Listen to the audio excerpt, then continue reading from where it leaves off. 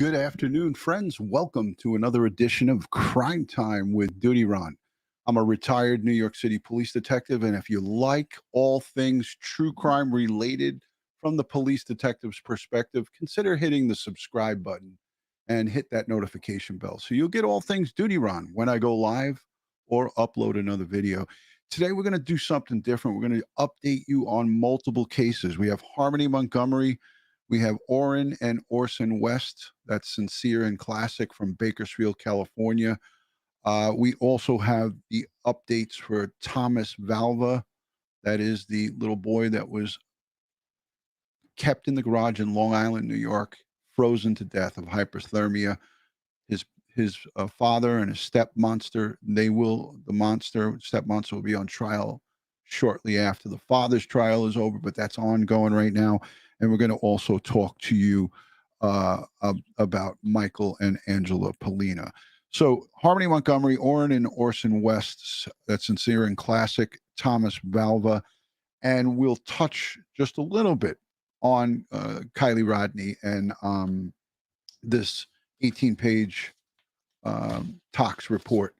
I still have it here on my desk. I looked at it again for the 50th time, and I went over it, made some highlights. But we're not gonna take up a whole show because we're gonna do a special with Barbara Butcher and a forensic pathologist. So we're gonna not only bring you our favorite gal, Barbara Butcher, but we're gonna work on getting a forensic pathologist. And Ed has got a couple of other folks that we're going to bring in to give you guys a little more clarity on this confusing 18-page document. And you know, most of these pages in here are supplemental pages, right? So a great deal of the content in that 18 pages is not the soup and nuts and the meat and potatoes of this thing. It's really a certain amount of pages that are really important. And we'll go over that with the professionals. Like, you know, I'm not a forensic pathologist. I'm not a medical examiner. So I like to have those folks from the trade come on. And Ed and I agree that there's so much uncertainty in Kylie Rodney's case. It's unfair to speak on it without having these experts. And Barbara is in California at a family reunion. I thought she'd be back today. So, but she's not. She's not going to be back today. So, you know, this has to be done around her schedule, and we got to just be patient. But we're going to bring that to you. We're going to bring that to you here first on Crime Time with DutyRon. But listen, let's talk a little bit about this Harmony Montgomery case. Okay, in August of this year, we heard a shocking update from the Manchester Police Department that this was no longer a case of a missing child and they're trying to find her. It turned into a homicide, a murder investigation in August. And that shook us all. I mean, we were, you know, hoping and praying and holding on to hope that maybe there might be a chance that Harmony Montgomery could be still alive. But as the days went by and we knew, or, you know, October, November of 2019, she hadn't been seen in almost 2 years, and it's just terrible. So I want to get into that one first. But let me just say, first of all, I want to say a special thank you to the Patreon supporters, the channel members, and all the folks who positively engage in this Crime Time with DutyRon community. You guys, I can't say enough good about you guys. You guys are what makes this a great place. Being respectful and asking the tough questions, you know, that's a tough tightrope to walk, but you guys managed to ask the tough questions and be respectful. And that's what Ed and I appreciate about you guys. So we give thanks and praise to you guys. So I want to just go around and look in the chat quickly and say hello. Jamie from Long Island is here. B-Man, hello. Hey, Ron, it's Jamie on Long Island. Good to see you, my fellow Long Islander. Masshole Mama for Life, she says, sitting in a carpool at my son's school, and I'm so happy with this discussion.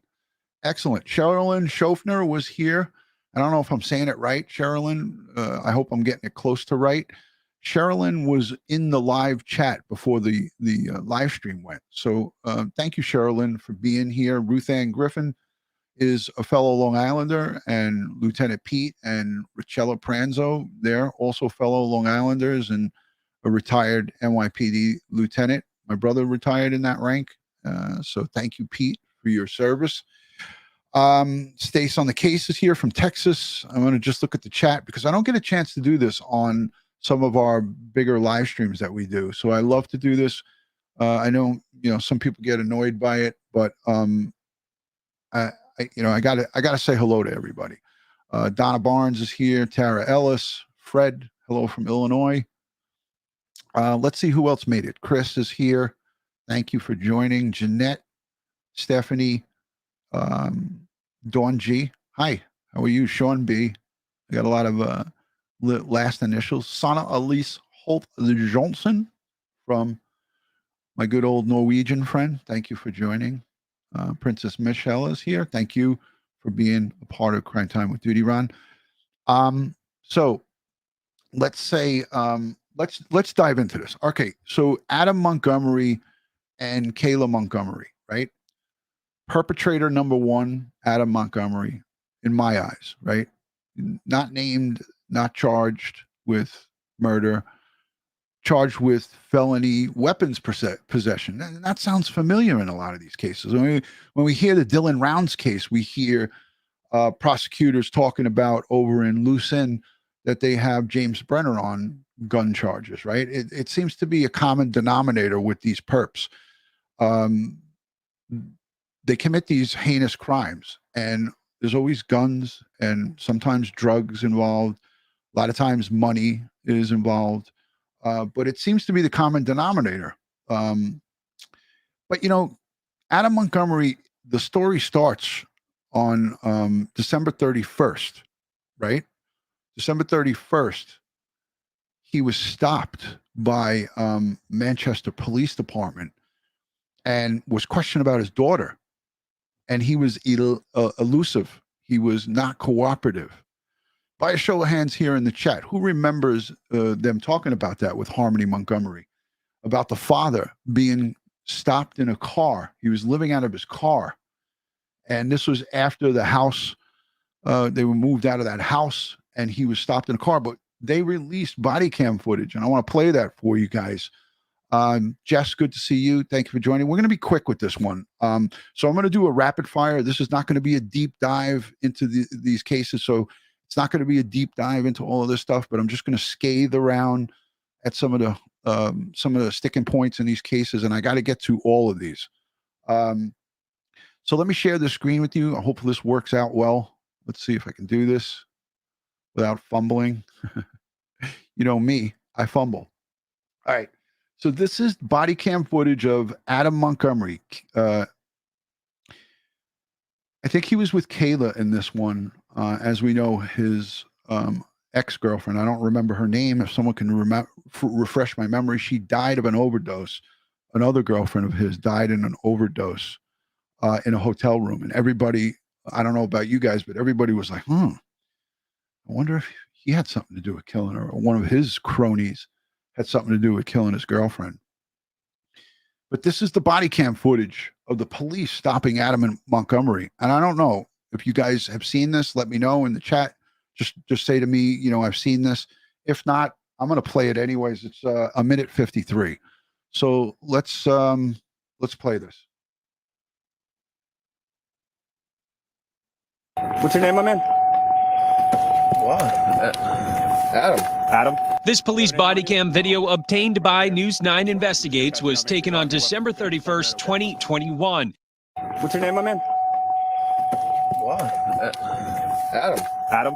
This police body cam video obtained by News 9 Investigates was taken on December 31st, 2021, the day Manchester police announced a missing persons investigation for Harmony Montgomery. On top of your head.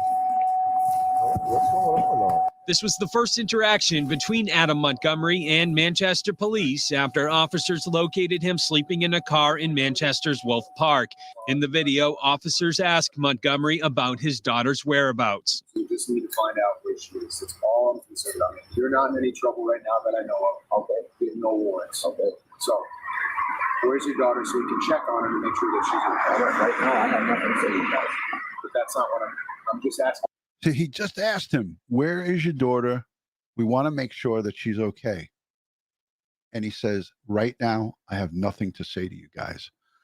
I don't know about you guys, but that reeks of deception and guilt. If that was a loving father, a parent, wouldn't you expect out of him, like, what? Where's my daughter? She's supposed to be with this. I think her name is Sori, was her last name, right? That was the story that he gave. That he gave her to the biological mom, Crystal Sori, right? But no, he goes immediately on the defense when these two detectives start questioning him. And these aren't patrol officers here. This guy's a detective. So let's roll it back so you could see the reaction. And I believe it was Kayla Montgomery inside the passenger seat of that car. But this is what tells you he's a shitbag and has everything to do with Harmony Montgomery's disappearance. Now, notice I didn't say that he killed his daughter, but he's got everything to do with it or knows exactly what happened to her. Let's push it back. And watch how apprehensive he is about telling them his name. He goes, when they ask him the name, he goes, Adam? Watch. Today, Manchester police announced a missing persons investigation for Harmony Montgomery. On top of your head. What's going on now? This was the first interaction between Adam Montgomery and Manchester police. My man. Why? Adam. My man. Why? Adam. Name, my man. Adam. Why? Adam. Adam. This police summary and Manchester police after officers located him sleeping in a car in Piece of Manchester's shit. Wolf Park. In the video, officers ask Montgomery about his daughter's whereabouts. We just need to find out where she is. That's all I'm concerned about. We just need to find out where she is. That's all I'm concerned about. That's all I'm concerned about. You're not in any trouble right now that we know of. You're not in any trouble right now that I know of. Okay. We have no warrants. Okay. So, where's your daughter so we can check on her to make sure that she's okay? Right now, I have nothing to say to you guys. So there was a noise from a car, but as you can see on the screen, right now, I have nothing to say to you guys. But that's not what I'm just asking where she is. I have nothing to say. The interaction lasts about 45 minutes before Montgomery is sent on his way. Police track Montgomery down. I can't even believe a Lieutenant Pete as a boss. This guy was sent on his way after that. I got to put myself back on the screen because this freaks me out. They questioned him and he said, I got nothing to say what you got to you guys. And they let him go. I don't know, man. That doesn't sit right with me. I got nothing to say to you. Oh, okay. Have a good day.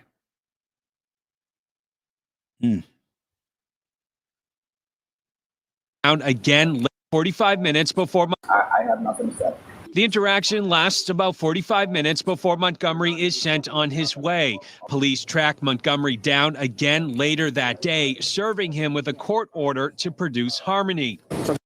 So they did it the right way. They legally went and got a court order for him to legally produce his daughter. But wouldn't you think that they would have got that court order first and had it right there at the ready? So when they first stopped him, they would have just been a complete transfer right into custody. 45 minutes of a stop, and then he gets released. What if he would have been on the run, like what we had with Casey White and Vicky White? And granted, a different case, different thing, but this guy could have went on the run and said, "Oh shit, the police are trying to get me for my daughter." So they were lucky that they got him here in this. This is them going, "Oh shit, we got to go get him."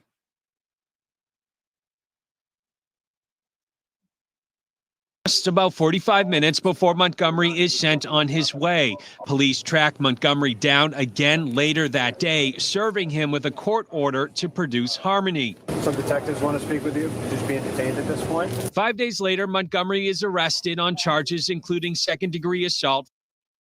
That's the face of evil, ladies and gentlemen, right there. The face of evil.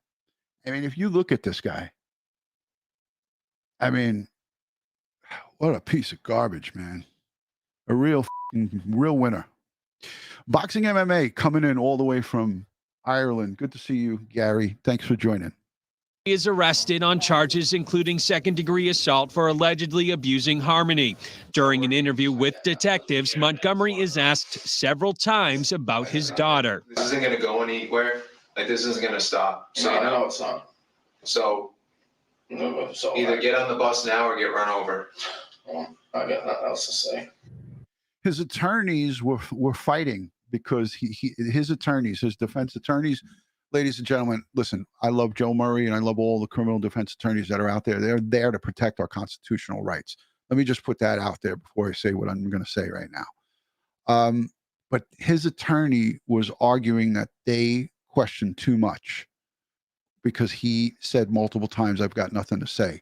He didn't say to them, I want an attorney, at least on the camera or on that footage there. If he says he has nothing to say, it doesn't mean that you can't ask again.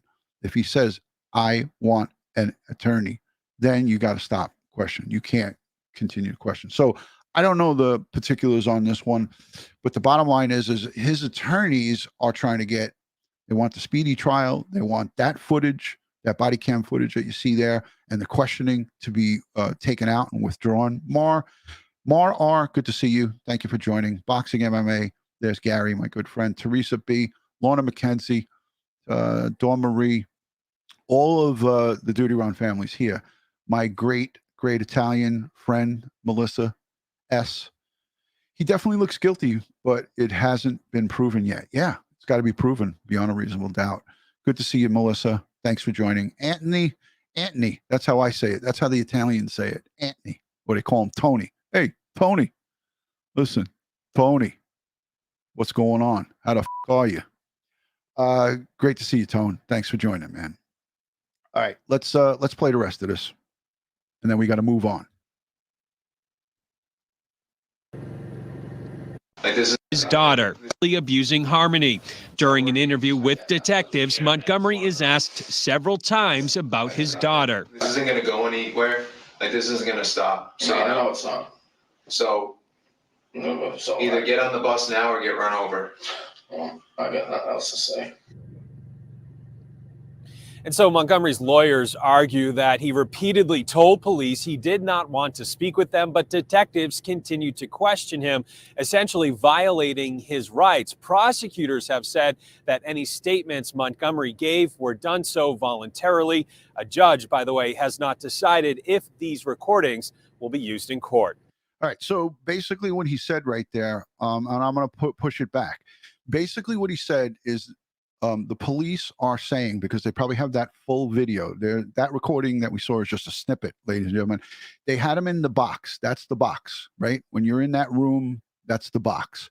So Adam was in the box, typical style of good cop, bad cop, two detectives, two good detective, bad detective.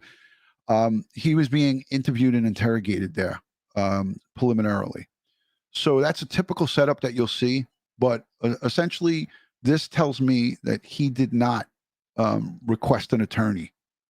All he said was, I got nothing to say. You need to say the golden words. And he didn't say the golden words, and they had every right there. I'm going to show it again, and then we'll move on to Sincere and Classic, Orrin and Orson West. All right, let's play this one more time for the folks in the back. How far do I got to back this thing up? Oh, for fuck's sake. All right, here we go. And so Montgomery's lawyers argue that Stop. So I know it's About his daughter. this isn't going to go anywhere. Like, this isn't going to stop. So I know it's not. So either get on the bus now or get run over. Well, I got nothing else to say. Piece of shit. And so Montgomery's lawyers argue that he repeatedly told police he did not want to speak with them, but detectives continued to question him, essentially violating his rights. Prosecutors have said that any statements Montgomery gave were done so voluntarily. A judge, by the way, has not decided if these recordings will be used in court. Reporting live in. They're going to be used in court. So, again, this trial is not about the murder of Harmony Montgomery. It's about his weapons charges. But again, they're looking to put their case together, and they're looking to get a solid case against Adam Montgomery. I can guarantee you that eventually we'll hear something like Kayla Montgomery cooperating with the prosecution because she knows she was in that car with him. When you saw the car stop, those of you who are coming in late, go back and look at the car stop. There's a deputy on the other side, on the passenger side, and on the passenger side is Kayla Montgomery. They were either getting high in the car or living in that car. And these two pieces of human garbage are, they freaking know exactly what happened to Harmony Montgomery. They know. So if you to tell me that you feel that Kayla Montgomery and Adam Montgomery have nothing to do with the disappearance of Harmony Montgomery, I would say this. Oh, hell no. I can't even press that button without laughing. So I tried to keep a straight face on that one. But I don't think that works out. When I press it, oh, hell no. I can't help to smile because I love that woman saying that. And I could see her face. She's like, oh, hell no. It's a little bit worse than that. So let's move on. Let's move on. Listen, we hope and pray that they find Harmony Montgomery's remains, which, depending on the situation, would be just bringing her remains home for proper burial and having her interned in the proper way. But we hope and pray that the Manchester district attorney up in New Hampshire can prosecute the guilty parties, whoever's responsible for her death. And I still haven't let DCYF off the hook.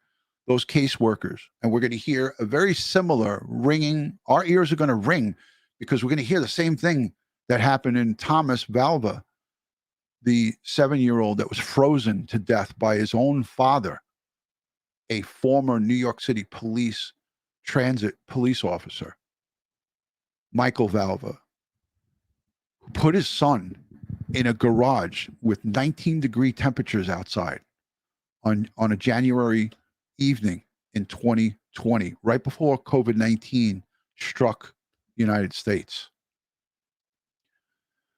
And this case is near and dear to me because it not only involves a little child, but it happened in the next town over from where I live. Suffolk County, where the place of occurrence where the murder took place, is a distance from me. But this little boy grew up in Valley Stream, Long Island. Sure, Ruth Ann Griffin, she lives in Valley Stream. This little boy, Thomas, his brother Anthony, they grew up in Valley Stream. I pass their old apartment where they lived and where they grew up every day when I go to work. So this really has, this thing is just a horrific case. His father is on trial right now in Suffolk County Court. Right now, I'm going to go over to my other monitor here. Thomas Valva was frozen to death in his garage out in Suffolk County.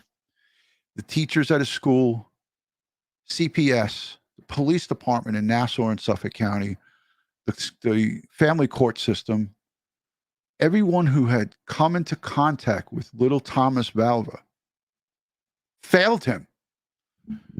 Everyone that came into contact, let me say it again, that came into contact with this young 7-year-old boy, a young kid, a young baby, the kid, 7 years old, they're still dependent on their parents for basic necessity like food, shelter, water.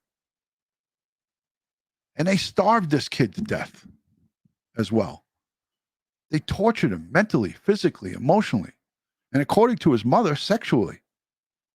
Justyna Zubko-Valva, who's an immigrant from Poland, came to this country and married Michael Valva She became a New York City corrections officer. He's a New York City police officer.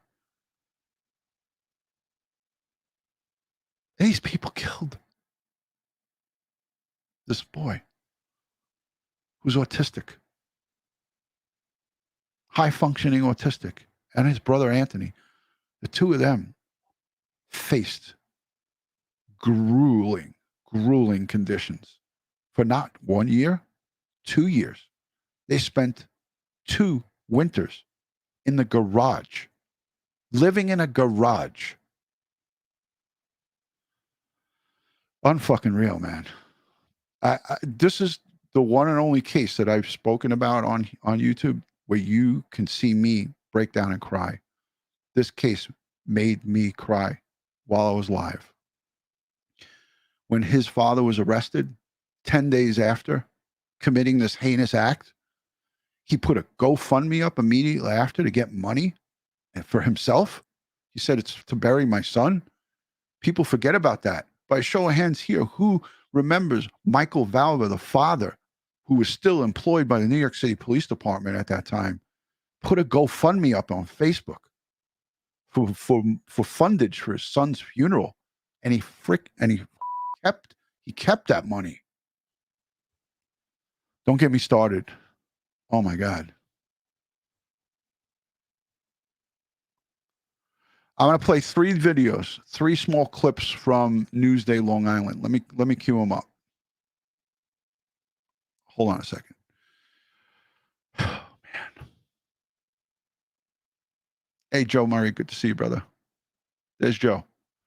Look at that. We have back-to-back criminal defense attorneys. This is dueling attorneys, Jess and Joe. Let me get that back. That was pretty cool. Wait, Joe, Jess, Joe, Jess, Joe, Jess. I love it. All right, let me get this thing queued up. This really gets me, man. But I got to talk about it because the trial's going on right now. This trial is ongoing.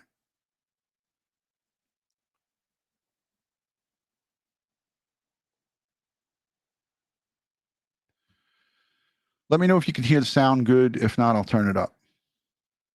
This is testimony about Michael Valva, the father. This is the animal right here. I not even call him animal. This is the evil monster. I retract the animal statement. This is the evil monster because an animal is not as evil as this guy.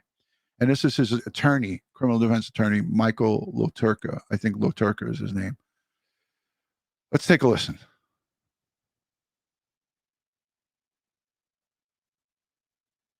It's that bad they don't want to play it.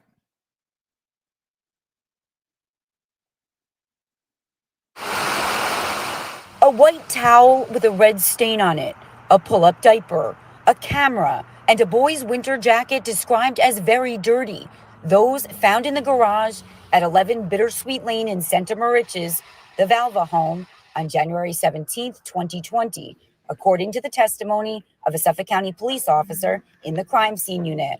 The officer described clothing in a bag on the back patio that appeared frozen. It was the second day of testimony in the murder trial of ex-NYPD cop Michael Valva, who's accused of forcing his son Thomas to sleep in an unheated garage when it was just 19 degrees out.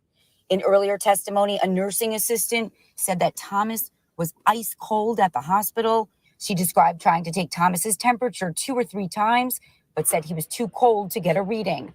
When she eventually did get a reading, it was 76.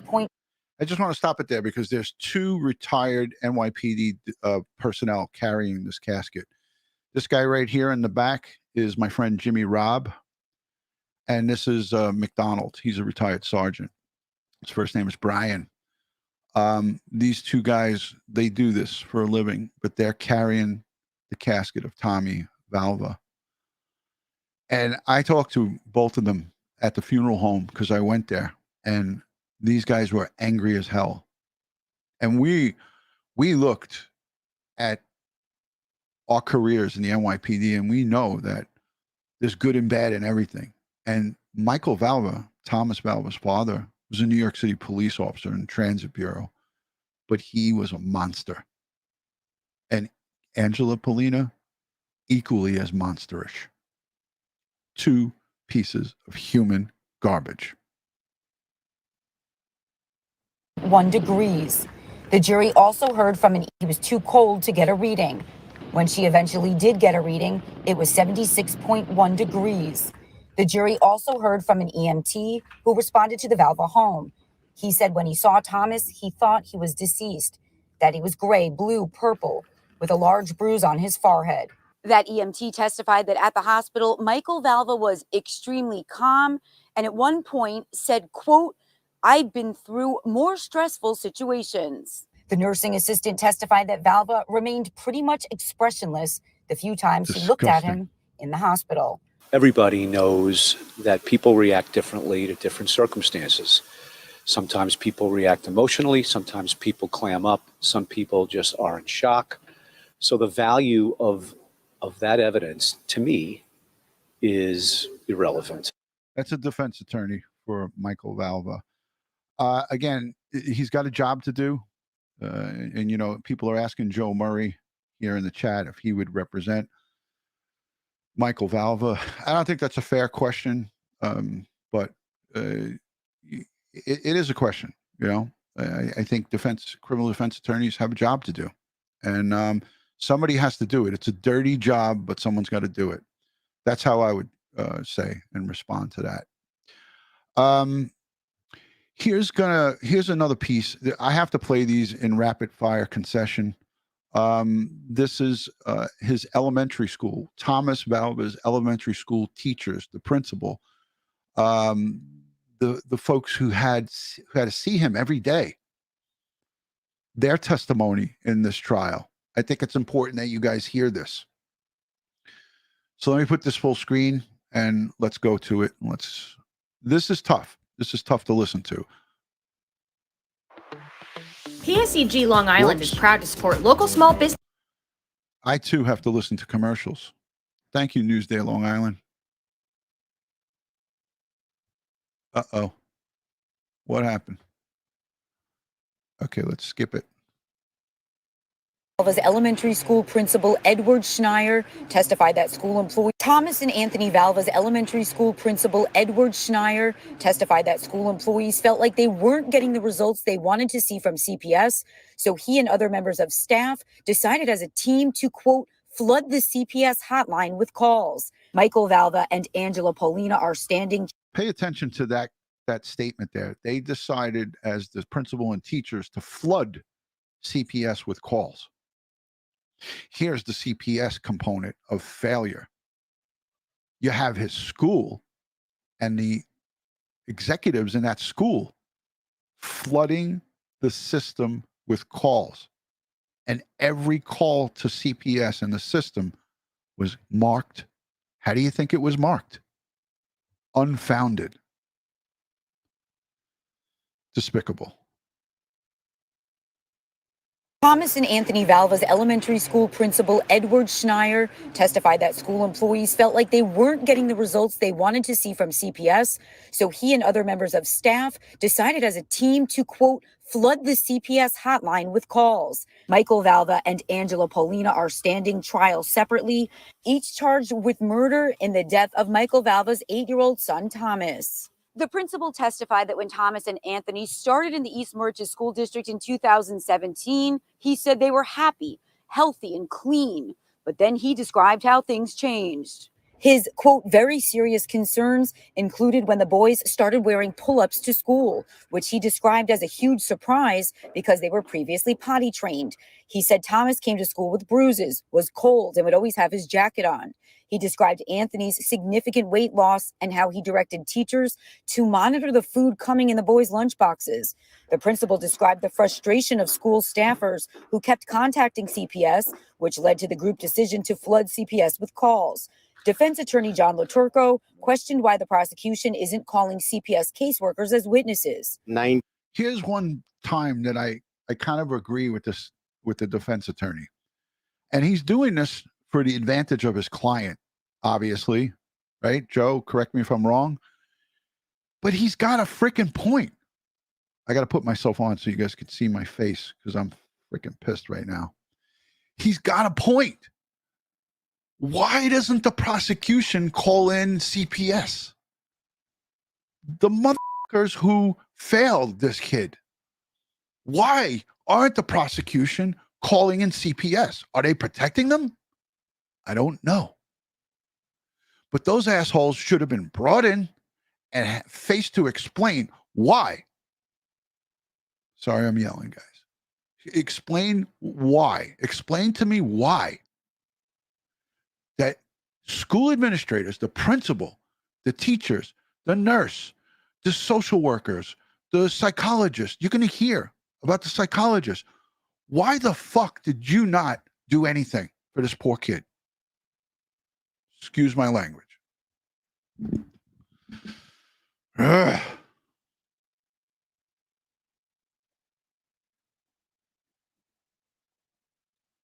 You all failed them. And you failed Harmony Montgomery. And hundreds, thousands of other kids. 9% of the CPS reports. Defense attorney John Loturco questioned why the prosecution isn't calling CPS caseworkers as witnesses. 99% of the CPS reports came back unfounded. Why is CPS workers not being called to explain their rationale of having those reports and all the school complaints to be determined to be unfounded? Loturco said there's a big void in the narrative in the prosecution's case. Asked if the defense will call the CPS workers as witnesses. Potentially, we might call them. Why doesn't he say yes? Why is everybody saying potentially we might? Why is he saying potentially we might? I think it's important. This is part of the case. Loturco said there's a big void in the narrative in the prosecution's case. Asked if the defense will call the CPS workers as witnesses. Potentially, we might call them. The principal became emotional on the stand when he testified about the day Thomas died. He said he's a volunteer firefighter and received a notice for a child in cardiac arrest on Bittersweet Lane. He said he knew the address, which was the Valva home, from all the CPS reports. He made a call and found out Thomas was absent that day. Meantime, defense attorney John Loturco says everyone needs to be focused on not the neglect, the child endangerment, but rather on the depraved murder charge that is being brought. This is a overstated charge, and there's no evidence to show that Mr. Valva wanted his child to die. I'm going to stop it right there, and I'm going to bring me back up on. He said there's no evidence that Mr. Valva wanted his son to die. But then why did he text message Angela Polina on the night of January 17th when his son was face planting in the garage and he said, good, fuck him, I don't care. Maybe he'll learn from this. That doesn't show a depraved indifference to human life, that him and his monster, his fiance, that monster, Angela Polino, laughed and joked as they watched this victim faceplant and die on camera? No, Loturco, you're wrong there. Because they have that.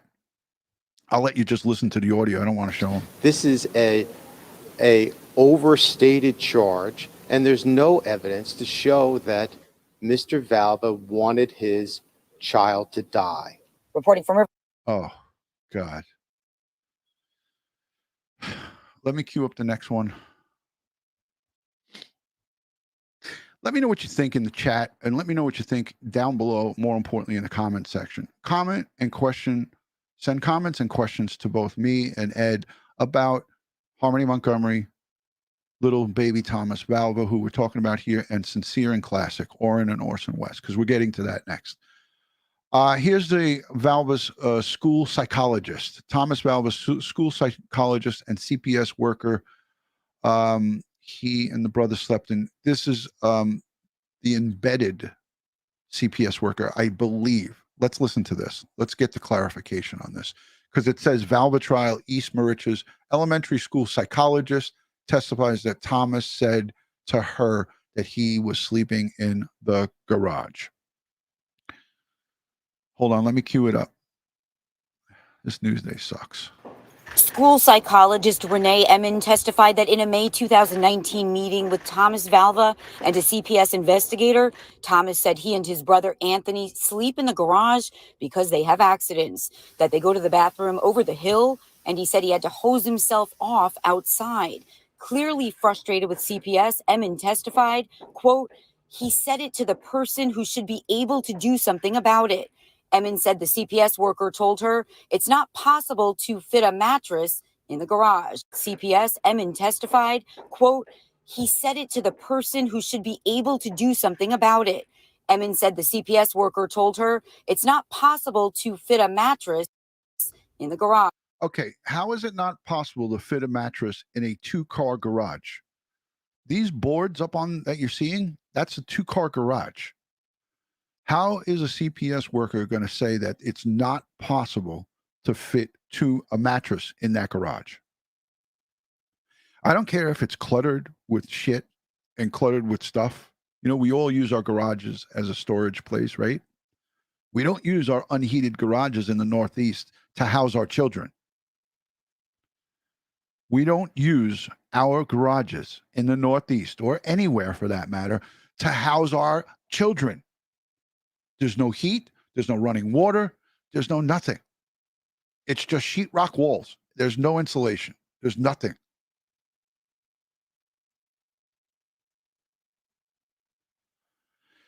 Can I get an amen in the chat? Am I off base here? I don't think so. You don't put your kid in a garage. They're both autistic, Thomas and Anthony, who are just a couple of years apart. You don't put them in the garage. And it's 19 degrees Fahrenheit outside. For those friends of mine in Canada, give me the Celsius conversion. I know Alicia B is going to be like, I know this, DutyRon. It's 2 degrees Celsius. 19 degrees Fahrenheit. Come on, man. What the actual what in the actual Now Alicia B is like, oh, fuck you, DutyRon. I'm not going to tell you the Celsius. I would have, but I'm not going to. Let's watch this again. Frustrated with CPS, Emmon testified, quote, "He said it to the person who should be able to do something about it." Emmon said the CPS worker told her it's not possible to fit a mattress in the garage. The boys continued to live with their dad, Michael Valva, and Angela Polina. The school psychologist testified that when Anthony and Thomas Valva came back to school after the winter break in January of 2020, Anthony walked with his knees bent. She said his back was completely rounded and it looks like he needed a cane or a walker to support him. Do you guys actually hear this? This is what the school reported. 19 degrees Fahrenheit equals -7 degrees Celsius. Thank you. Thank you, everybody. This is like gut punch to me. Listen to what this reporter is saying. Of 2020, Anthony, after the winter break, it just testified that when Anthony and Thomas come back on January of 2020 to school after the winter break. That's, Christmas holiday break, Christmas off. And remember, January 17th, 2020, Thomas was murdered. He died of hypothermia in the garage. So this is what the teachers testified to and the school staff, that after the break, this is how they presented. And Thomas Valva came back to school, and Angela Polina. The school psychologist testified that when Anthony and Thomas Valva came back to school after the winter break in January of 2020, Anthony walked with his knees bent. She said his back was completely rounded and it looks like he needed a cane. That's Anthony, the brother who survived. He survived. And he was walking hunchback. Anthony, as his mother, Justyna Zubko-Valva, testified and said, is a superhero, a Superman, a super kid. And Thomas went through what no adult would be able to survive. or a walker to support him, and that his back was completely rounded and it looks like he needed a cane or a walker to support him. And she said Thomas Valva had a limp. Thomas Valva died of hypothermia on January 17th of 2020. Michael Valva and Angela Polina are both charged with murder in his death. Earlier Wednesday, Edward Concilio, who was staying at the Valva Polina home, testified that he knew Thomas and Anthony Valva were sleeping in the garage. Concilio, whose wife is Polina's cousin, testified that on one occasion he heard knocking from the door to the garage and a boy's voice saying he needed to go to the bathroom. He said he texted Polina, who said it was Valva's responsibility. Defense attorney Anthony LaPinta asked Concilio why he didn't help the boys, and he said, because I knew what the repercussions would be. Asked, you would suffer the wrath of Angela? He responded, yes. Asked if Polina was the disciplinarian of the children, he said yes. We think that the testimony of Mr. Concilio helped the defense significantly. And why it helped the defense is because they are trying to prove beyond a reasonable doubt that Angela was the disciplinary here. She was the one giving the wrath of punishment, banishing the kids to the garage. The defense, this guy here, Laturco and company, they are going to try to convince a jury that Angela. So this is them going like this. The father's pointing at her and she's pointing at him. There's going to be two separate trials back to back. So he's going to say, the defense for Michael is going to say it's her, and her defense is going to say it's him. But sickening all around. All right, I got to speed this up because I only have an hour. Let's rock. Today. Meantime, the psychologist testified that Thomas and asked you would suffer the Concilio why he didn't help. Asked you would suffer the wrath of Angela? He responded yes. Asked if Polina was the disciplinarian of the children, he said yes. We think that the testimony of Mr. Concilio helped the defense significantly today. Meantime, the psychologist testified that Thomas and Anthony's hands were always red. She said it's an image that haunts all of us. She testified that Thomas said his father threw a backpack with a flower pot at him. Defense attorney Anthony LaPinta acknowledges Valva, to a great extent, failed his kids. He did not discipline those kids correctly. He did not care for those kids the way he should have. But is he guilty of murder? Clearly not. Well, then who is? They're both guilty of murder. In my eyes. But this is going to be the argument. This is what we're going to see, and this is what we're going to continue to see. This is the argument. This is why I could never be a criminal defense attorney. This is why I get so wound up with this stuff, because these little innocent victims aren't here to be a voice for themselves and to stand up for themselves. So the state, who the burden is on the prosecution, and the state, the prosecutors, I'm talking about when I say the state, the burden of them to prove beyond a reasonable doubt is on them, and this guy is here to protect his client. What do you guys think? I mean, they're both in jail. They stand charged with murder in the second degree. Now, some folks would argue and say they should be charged with murder in the first degree, right? They let both of those boys freeze in the garage. It's a miracle that Anthony, the older of the two, who is also autistic, he was able to make it out alive January 17th. Thomas didn't. All right, this is the last one, and then we'll go right over to Orrin and Orson West. Let me just plug this in. Hold on. Special education teacher Caitlin Edwards testified that she was worried Anthony Valva would die. Special education teacher Caitlin Edwards testified that she was worried Anthony Valva would die. She taught him in the 2019 to. There's Thomas, and this is Anthony right here. And then there's another brother, Andrew. Wait, was that Andrew? I might have this wrong. But Anthony and Andrew, I don't see, there's two boys total. But correct me. I mean, somebody please in the chat, correct me. Is this Anthony? I think it is Anthony, or it might be Andrew. But this is at the funeral. And see this Department of Corrections officer here?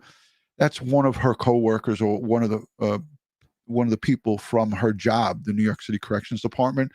That's one of the assigned to the funeral detail personnel. I went to the funeral, and they were there. There was tons of New York City Corrections officers. So I'm looking at the chat. If anybody can correct me, is that Anthony or Andrew? I think it is. It might be Andrew. I could be wrong.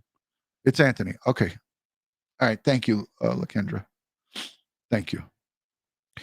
-2 Celsius. Yeah. And thank you for everybody that's here and hanging out. Let's listen to the rest of this. So this is Anthony. He survived that brutal punishment for 2 years. Rocky, I agree wholeheartedly. And by the way, Rocky, send in prayers to your wife. I saw you earlier in Police Off the Cuff. She's in kidney failure. I'm hoping and praying for a good outcome. So everybody send Rocky prayers for his wife, who is in kidney failure, as per his conversation in Police Off the Cuff earlier. Sending you all of my strength and prayers, positive vibes. If you need to talk or anything, reach out on DutyRon.com, and I'll be happy to conversate with you in any way that I can. Let's let the rest of this go.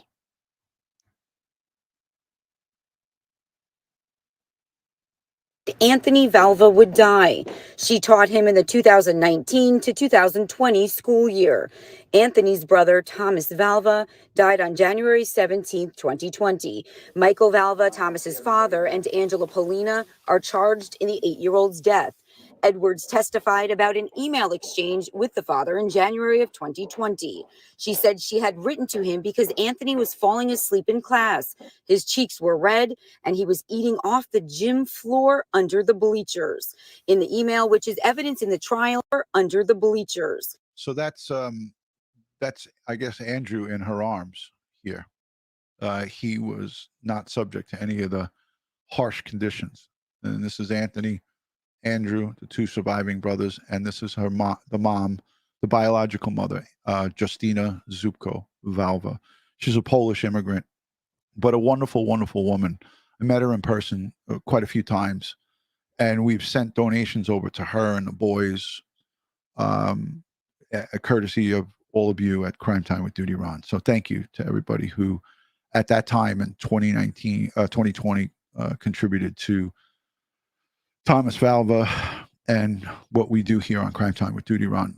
I went to a March for Justice on March 1st at Hendricks Park in Valley Stream, where I met her, and we marched with the family. That is available on replay here on Crime Time with DutyRon. If you want to watch that whole March for Justice for Thomas, I live streamed the entire thing as I walked in the front of the line with the police officers and park workers that were there. And Diane B. from across the street was with me.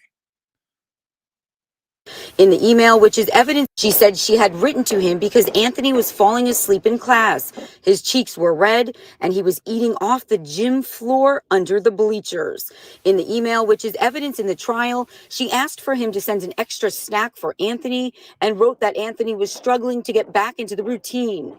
Valva wrote back thanking her and explaining the family and children were out of routine over the long Christmas vacation and that they'd wake up and eat whenever they felt like it. Edwards at one point shot back at the defense, saying, quote, responding to an email doesn't make him a good father. One of Valva's attorneys said the evidence in their minds demonstrates Valva was an active parent in his boys' lives. God. We're asking the jury to focus on the fact that despite the parenting deficiencies and the disciplinary relationship between Michael and his children, that he loved his children and that he cared for his children, and that he didn't have a depraved mindset. Edwards also said she took a photo of Anthony sleeping in class. She left the stand to get her phone to retrieve the photo, but couldn't find the image. So far, all the witnesses we've heard from.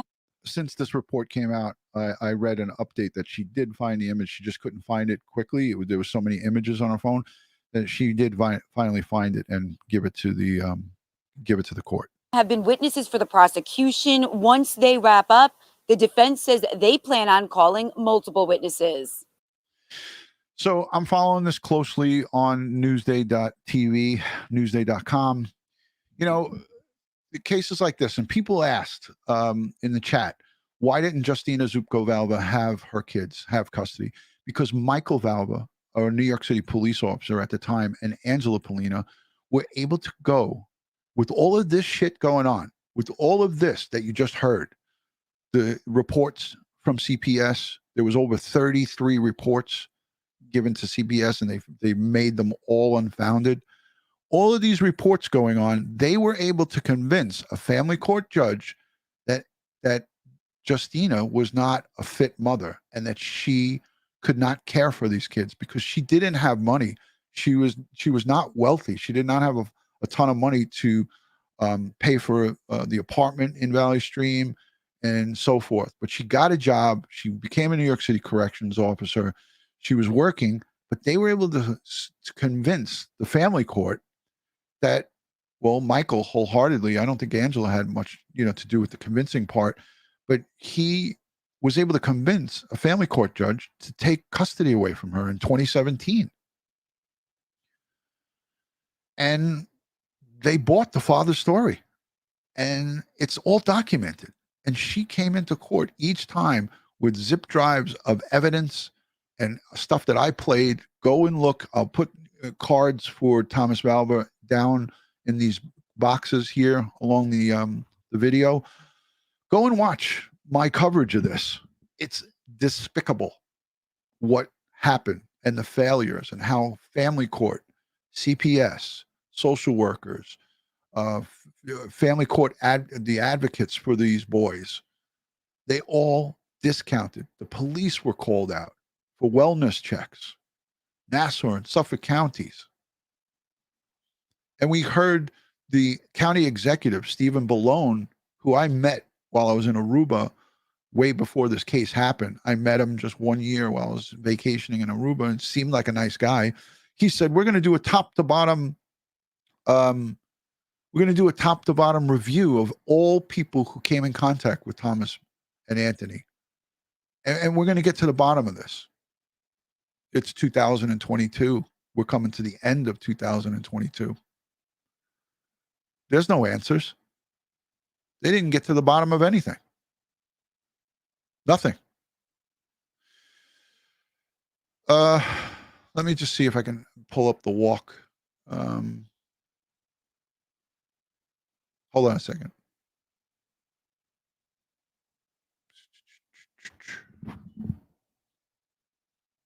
Where is that? Oy vey. She does have an outstanding $200 million lawsuit. I'm going to pull this up. I'll just read it to you. Thomas Valva's mom, this was June 16th of 2020. She filed a $200 million lawsuit over the freezing death of her son. The mother of Thomas Valva filed a $200 million federal lawsuit claiming Long Island courts, school officials, social service agencies. Hold on, my screen just skipped. School officials, social service agency, Long Island courts, and other agencies failed to protect her son from the abuse of NYPD cop, now fired, disgraced cop Michael Valva when her son froze to death in January of 2020. Justyna Zubko-Valva claims in court papers that her autistic 8-year-old son was subject to years of completely preventable abuse at the hands of his cop dad, Michael Valva, and his girlfriend, who turned fiance, Angela Polina, while officials continued to look the other way. Miss Zubko-Valva had provided evidence to the court, to CPS, and the police that the children were several times showed severe physical, mental, and sexual abuse by Valva and Polina. Rather than taking action to protect these children, the courts and the system that is in place, the very system that's in place to protect them and stop the abuse, turned their back on it. As required under New York State social services law, the defendants hid the truth about children's health and fabricated false, misleading, and dishonest reports about Justyna Zubko-Valva and her children. Michael Valva, 40 at the time, a 15-year NYPD veteran, is awaiting trial on murder of his son from January 17th. He died from extreme hypothermia. His body temperature was 76 degrees when brought to the hospital. He was locked in his garage, blah, blah, blah, blah. Oh, God. Yeah, I'm not even going to show the picture. This is the booking picture of the two of them that I'm looking at. That's why I said, oh, gosh. Let me just complete this with one more thing. I wanted to show you here. Okay, so this is the article I want to show you guys. And I'm sorry that I wasn't paying attention to the chat. But this is important. I want you guys to see this. All right? This is 1 minute and 38 seconds. So let's play this. Hold on. Some of the challenges faced. Hold on.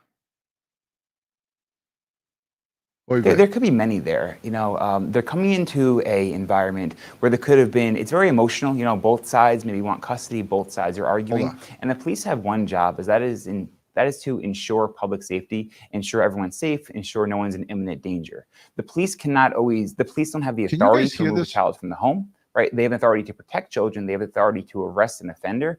They don't always have the authority to immediately remove a child from a home. There's many factors that go into place there. So sometimes when someone calls the police, maybe the best they could do is the police can give them a report that an incident happened, and that person can now go to family court and petition a judge and let them know what's going on. So that when the police respond to a custody battle, it sometimes meets the level of a civil issue, a civil court case rather than a criminal court case. So if there's not that level of criminality there, the police cannot make an arrest. I got it, guys. Michael Valva is a police officer, and we don't know whether he used his leverage to assert power and dominance over his victims, over his family. That does not mean that the police did not respond thoroughly and the police did not investigate fully, but sometimes an abuser will use their position. The police don't have the authority. All right, I'm going to start this from the beginning. I know you guys heard it, but I want you to see this guy talking, because this to me was very shocking. It's only 1 minute and 37 seconds. This is the director of the SAFE Center of Long Island. It's a child advocacy center in Nassau County. So he offered his insight. This is not the center that I think that was at failure, because this is Nassau. The people that really failed them was in Suffolk County. The Nassau County courts really failed Justyna by taking the kids away and giving custody to the father. This is a child advocacy center, and they gave us an overview of the system and how it's supposed to work. So let's listen to this. The challenges faced by police entering a custody dispute, there could be many there. You know, they're coming into a environment where there could have been, it's very emotional, you know, both sides maybe want custody, both sides are arguing, and the police have one job, that is to ensure public safety, ensure everyone's safe, ensure no one's in imminent danger. The police don't have the authority to remove a child from the home, right? They have authority to protect children. They have authority to arrest an offender. But they don't always have the authority to immediately remove a child from a home. There's many factors that go into place there.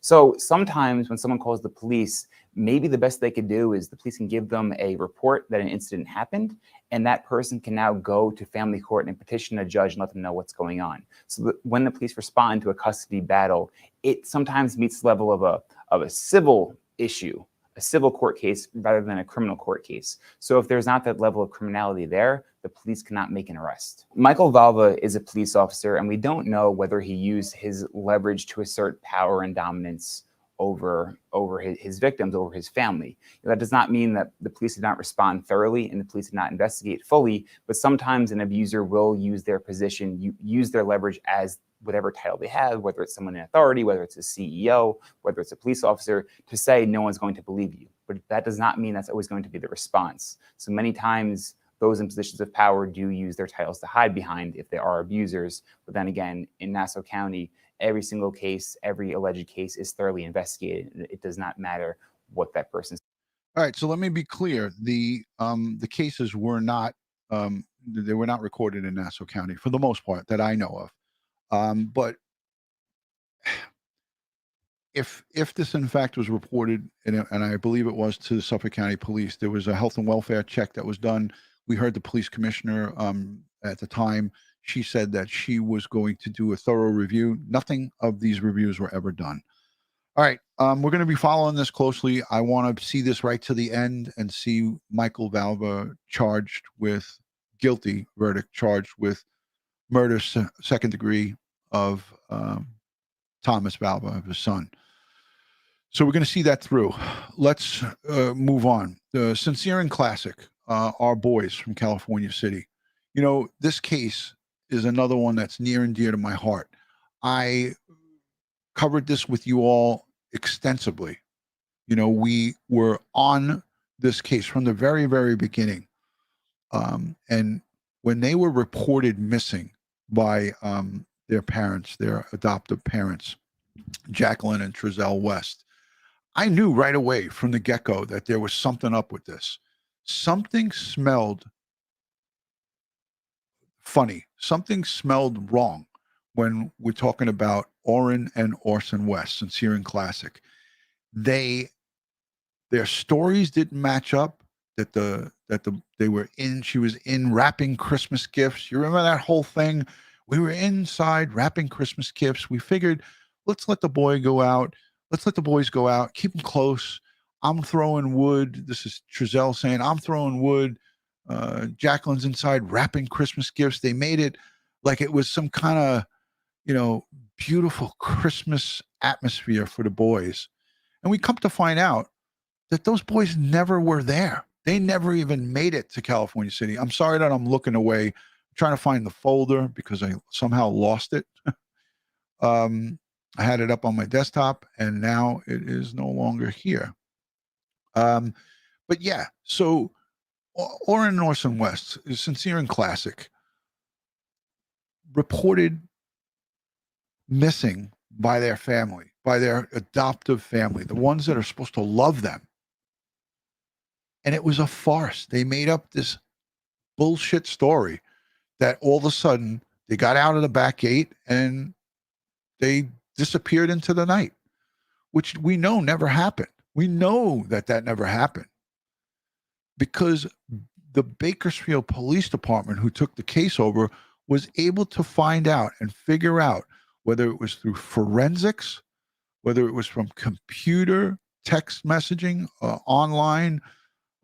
We don't know exactly what kind of evidence they have, but Jacqueline and Trezell West are charged with murder of Sincere and Classic. And their trial has been put off time and time again. I'm so pissed that I can't find this folder. All right, I'll just talk it out with you guys. I was just going to show a little bit of the interview, but that interview with Trezell and Jacqueline West in the front of their house, I think we've all seen it. It was bullshit. And they are monsters, evil, sick monsters. So the defense for them, our Kern County prosecutor says she has a solid case of circumstantial evidence, piles and piles of it. I hope and pray that this is a very strong case because this is what we call re-victimization of the family, of the biological mom, Ryan Dean, of their fathers. There's two separate dads for each of these boys. For the family, Roro, who lost her mom recently, and all of the folks at Ground Zero, Quiche all day, all those great people in Bakersfield, they want to see frickin' justice for Sincere and Classic. And all of these prosecutorial putting off because the defense wants to see more of or have more time to study the evidence. Come on. How much time do you need to look and study the evidence? Let's get this going. Let's get it on. Stop dragging your feet.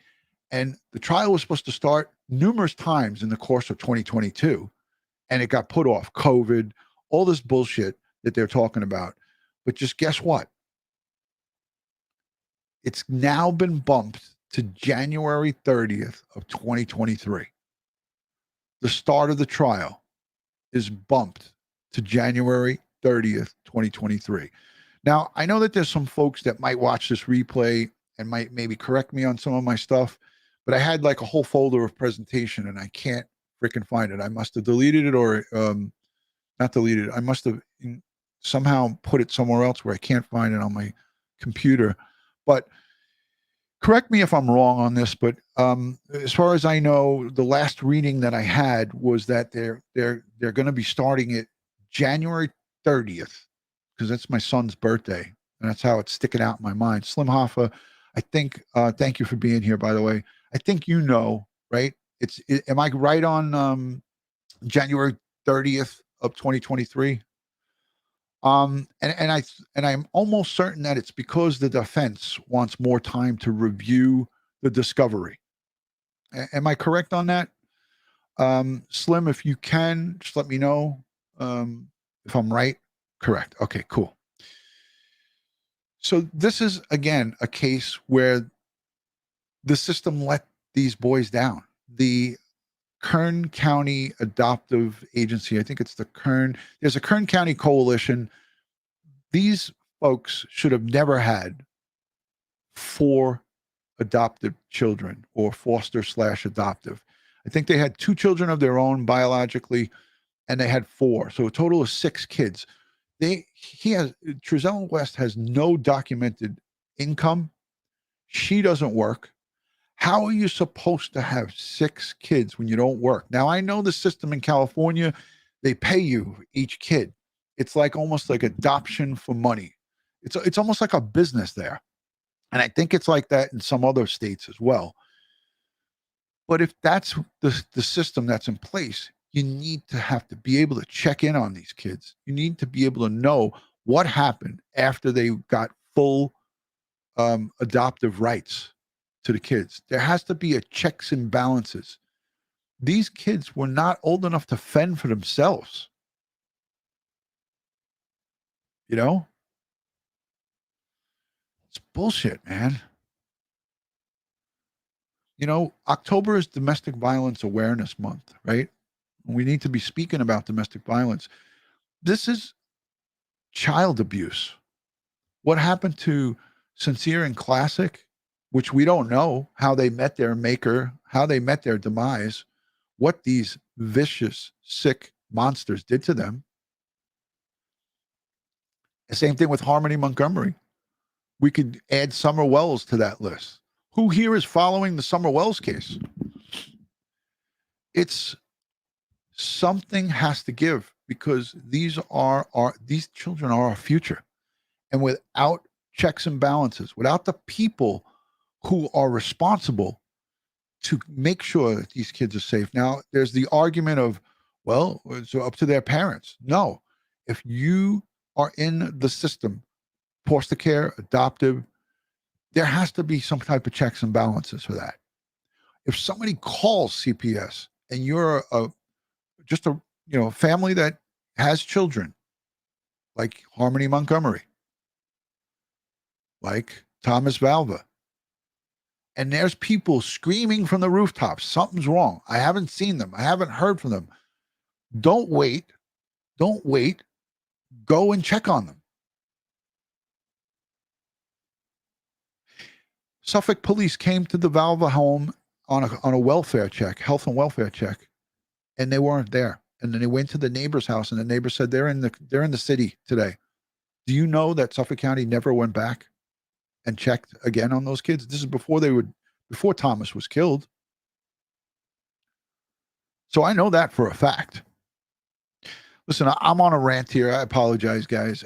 I get really emotionally involved in this because when I took an oath to become a New York City police officer, that oath included helping those who can't help themselves and to protect and serve our community. It didn't anywhere mention that you're supposed to turn your backs on the most vulnerable, our young, our elderly, our mentally defective and handicapped. Those are the people who need us the most.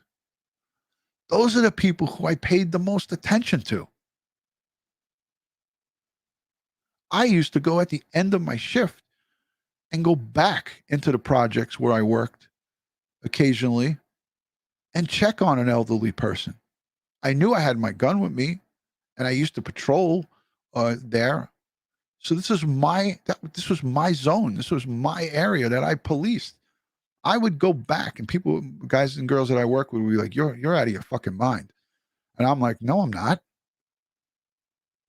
I brought little toys and stuffed animals that that we were no longer using here at the house for the kids that had nothing at Christmas time. Remember, I was on patrol for a long period of time, 5, 6 years, 7 years. I worked on patrol, and I answered these calls, and I would go on Thanksgiving. There'd be no turkey. I would go on Christmas Eve and Christmas Day because I had to work all the holidays and see no Christmas tree or no presents under the trees. So I would bring bags of stuff with me, and if I worked those holidays, and I put it in the back of my police car, and I'd give it to the kids. Yeah, I got shit for it. People said, "Oh, these people don't care about you." I don't care if they don't care about me, and I don't think that was the case. The bad people, the drug dealers, the people who weren't living their lives right, the ones that weren't living under the guise of the law, yeah, they didn't like me. They couldn't care about me. I'm their enemy because I'm there to bring them to justice. But I was there to help people. And when I was off duty, I still helped. I volunteered at the community center, at the Police Athletic League. I did my community service, and I made it out alive. That's why I get so pissed when I see my fellow colleagues or people from the police field and investigative field fail. I speak out strongly about it because shame on them. They took an oath. And when you raise your right hand and say, well, I swear to uphold the Constitution of the United States, and you take that oath and the laws of the land, you're supposed to follow it through. And they didn't do that with Sincere and Classic. They didn't do that with Thomas Valva. Michael Valva killed him. They didn't do it with Harmony Montgomery, Summer Wells. The list goes on and on. I could just sit here all day. Listen, guys and girls, if you're not yet subscribed to Crime Time with DutyRon and Ed Wallace, please consider hitting that subscribe button. Hit that notification bell. I am going to continue to follow all of these cases. I implore you guys to do the right thing. If you see something, say something. If something is not right and you call it in and it turns out to be that it was not right and you did something to save either an elderly, a young kid, or anybody for that matter, then you did your job as a good human being. What's the worst that can happen is that everything checks out and everything's okay, and then you could feel good. Hold on, I just got a notice. Teacher Michelle Cooligan sobs as she tells jurors how she said she saw Thomas eat crumbs off the floor. This just came over on my thing here. It's a minute. I'm going to circle back to this. I'm going to show you this because it just popped up. This is hold on. Wow, that was weird. Yeah, justice for Sincere and Classic. Amen to that, brother. Amen. I love the people of Bakersfield, the Ground Zero folks who are out there advocating for Sincere and Classics. Ro and her family, all of them are great, great people. And I hope that you guys continue to support them. I know I will. Let's listen to this. This is new. This just came out. Thomas Valva's teacher, Michelle Cagliano, broke down on the stand when she was asked about his return to class after the Martin Luther King Jr. holiday in 2019. The second grade teacher said Thomas told her he hadn't eaten at all on that Monday. She testified that Thomas was always hungry and that she kept a journal or log to document the amount of times he said he was hungry, ate off the floor, and came off the bus wet, having had accidents. She said never in her teaching career has she kept a journal like this. Thomas Valva's father, ex-NYPD officer Michael Valva, is charged in his death, as is Valva's ex-fiancée, Angela Polina. Cagliano said Thomas came to school with a bruise on his forehead, in April and May of 2019. She testified that she called CPS in May and CPS came to the school. She said Thomas was absent for the next 2 days. Cagliano expressed relief when he was absent. She said she thought, thank God that CPS had removed him. But she said Thomas Valva returned to school after his 2-day absence. Reporting from Riverhead. So there you go. More failures, more and more failures. That was his teacher, Thomas Valva. Despicable, disgusting, disgraceful. Hold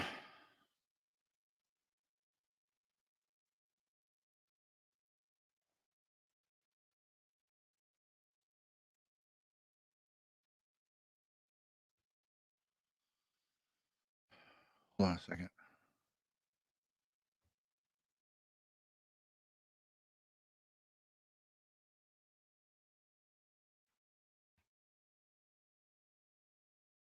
Okay. Hold on a second. I just want to get something up. I can't, for whatever reason, my folder for Sincere and Classic, I must have hidden it somewhere. I don't know where it went, but I can't find it. But I'm trying to find an update. I see Jen from Jen Nobles. She's in the chat. Hi, Jen. So this was just an overview of all three of these cases, you know, Sincere and Classic, Harmony Montgomery, and Thomas Valva. The trial for the boys will commence, hopefully, January 30th of 2023. Jeannie Nash, thanks for the super sticker. Hey, Jen. I know that it's, you know, midday for you and you can't come on and talk about anything, but Jen, I know you were at could you come on just with audio, like you're making a phone call, to talk about the case and how and why they adjourned it to the 30th. I believe it was the defense that wanted to that wants more time to review documents. Could you correct me on that?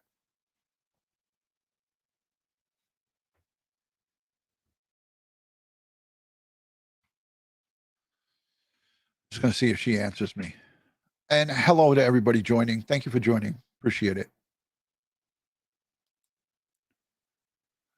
Trial for adoptive parents pushed back to next year. Okay, I got a thing. I got a little piece. Let me see if I can play this.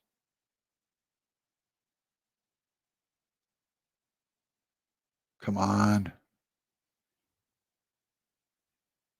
Rocky, thanks for the super sticker. Okay, I'll send it to you right here.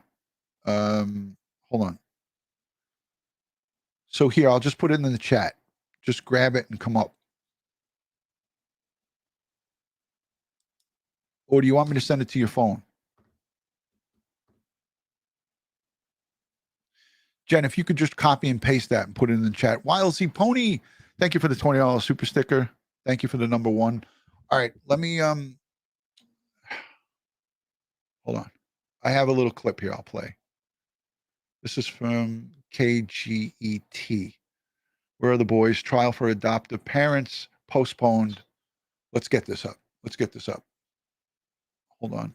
Freaking commercials.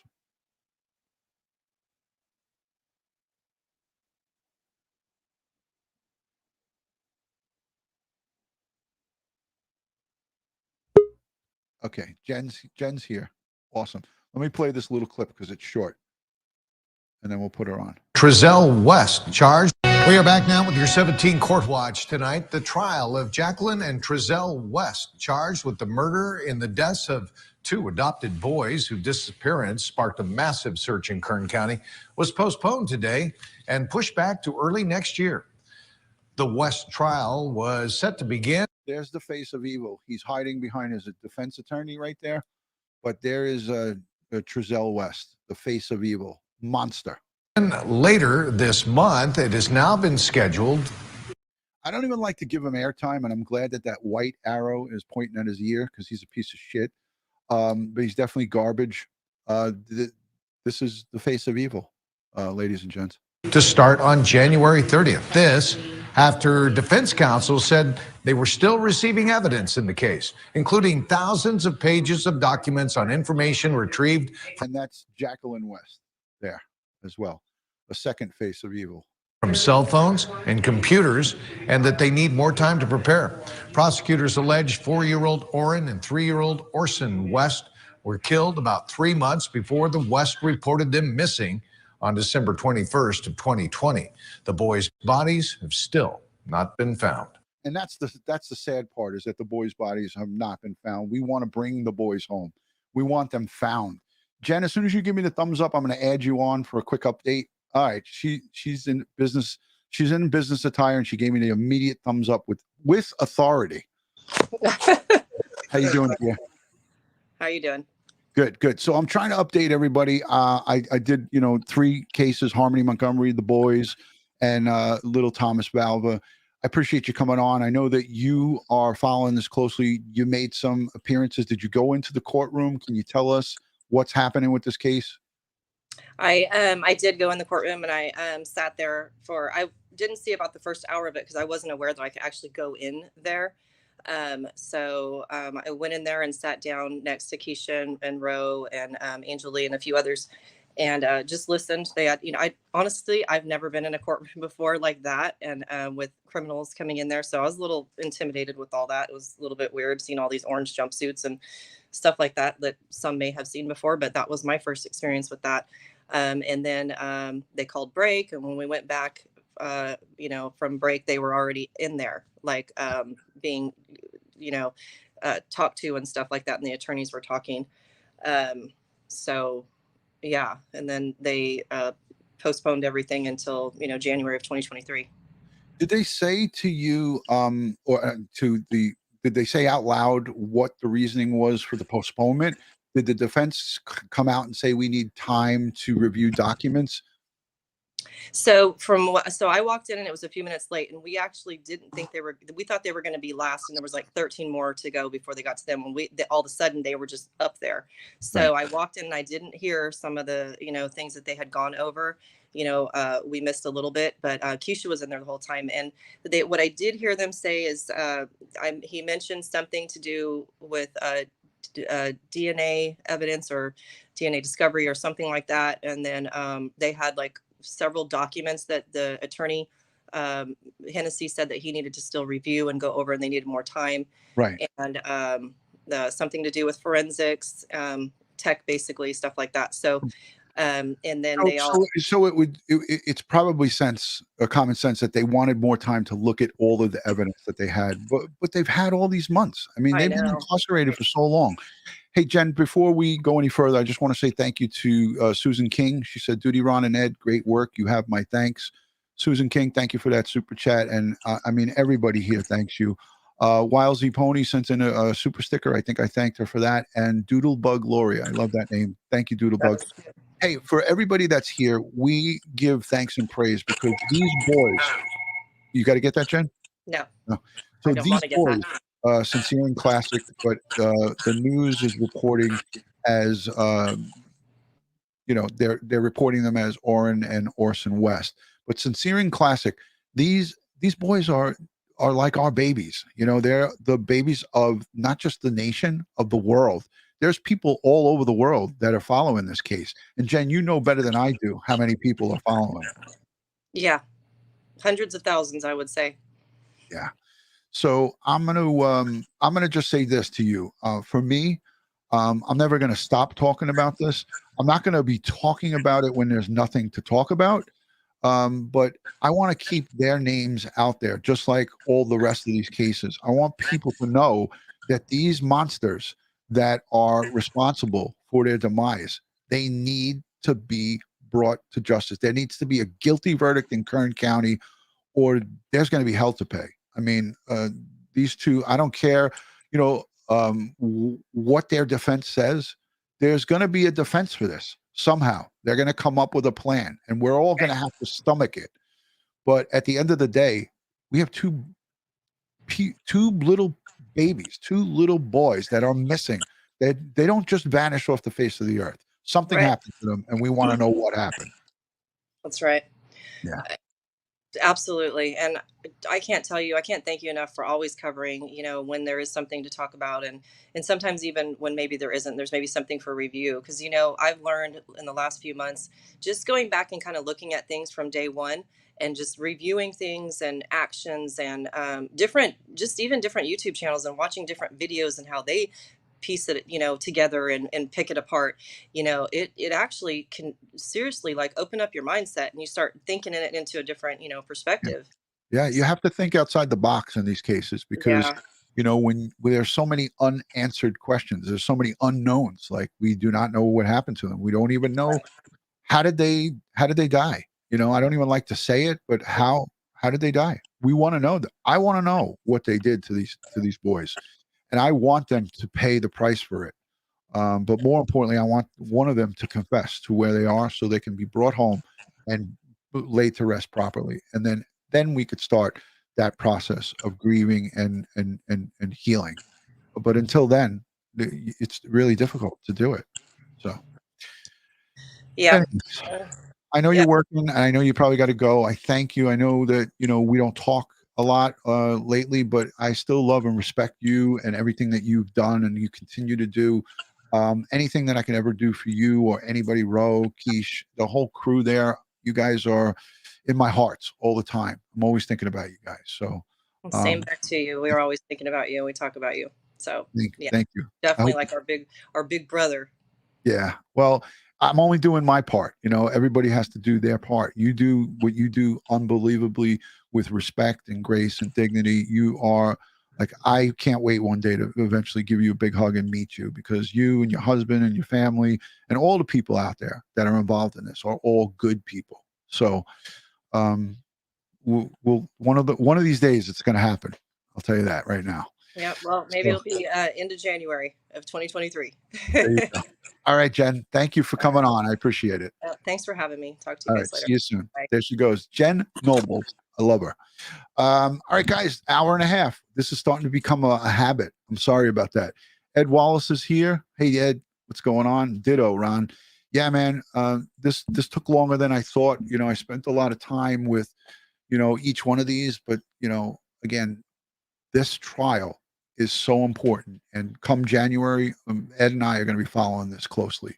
So we're going to be on it, and we're going to be following every bit of it, just like we're following the Michael Valva trial. There's going to be a second one with Angela Polino. Slim Hoffa, thank you for being here, and thank you for all the live streams that you guys do on that end back over there, and you guys do a great job of bringing awareness and keeping these boys' names alive. That's the key, is we got to talk about them and talk about them with respect. Ed Wallace is filling out an overtime slip. I guess he's going to sign my slip so I can get paid. There you go, Ed. Thank you for the overtime. Appreciate that. Ed's now signing slips, snapping necks and cashing checks. All right, listen, I rambled on for a long time. Let me know what you think about these three cases: Harmony Montgomery, Thomas Valva, and Orrin and Orson West, sincere and classic. Leave me comments down below. Let's light this thing up with some hearts and prayers for the boys. And as I always like to end these, I want to first and foremost say thank you to you, the super chatters, the moderators, the Patreon supporters, the subscribers, the folks who let the ads run. You ladies and gents are what makes this a great place. Like, I have people sending me emails. Hey, DutyRon, I let the ads run every time I watch your videos. Like, I love that. I mean, I just send a heart and a smiley face back. Thank you for all of your support. It means so much because it helps us to pay it forward to those who need it. And I can't thank you enough. Pocket Change, thank you again, wife of a minor, for a $10 super chat. She says, Ed just said he's sending his overtime slip. Put this towards it. All right, Ed. Thank you, Pocket Change XD. Appreciate that. Listen, love and respect from Crime Time with DutyRon. You guys are great, and I can't say enough good about you all. Look for a live with Ed, Barbara, and I, probably Tuesday or Wednesday, tomorrow or Wednesday night, probably Wednesday, is more realistic. Barbara's traveling, and just be patient. We haven't let go of Kylie Rodney and the 18-page debacle. I have it here. We're going to get into this thing, and we're going to clarify some of the stuff for you guys, and we're going to talk about it, the do's and don'ts, and the ins and outs, and all of the everything in between. So God bless you all. Let's send strength, prayers, and positive vibes to each and every one of these families who are going through it. Not just the 3 cases that we mentioned here, everyone who has fallen victim to crimes across our globe, not just the United States. Let's send them strength, prayers, and positive vibes. I will see you on the next one. I'm off today and tomorrow, so I'm trying to kick back, relax, and enjoy a little bit. I'm going to meet Ed Wallace for pizza tomorrow. We're going to have a pizza party early in the morning. So I'm going to bring my camera with me, my little cell phone camera and my gimbal, and maybe Ed and I will do a impromptu live. I don't know. We'll see how it goes. All right, guys, take care from Crime Time with DutyRon. Thanks for joining. Peace.